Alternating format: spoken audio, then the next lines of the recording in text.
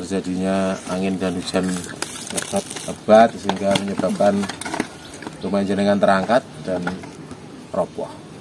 Nah, terangkatnya sebetulnya saya melihatnya dari sisi teknis karena belum ada semaran dan dindingnya sehingga itu mudah terangkat. Kalau sudah seperti ini saya rasa rapat maka anginnya akan bisa ke samping gitu kan. Bagaimanapun juga itu bukan menjadi hal-hal yang tidak pernah kita duga-duga sehingga menjadi sebuah musibah untuk penjenengan semua. Sehingga rasa kepedulian kami pada penjenengan Berkobincam Kecamatan Jati ini memberikan sedikit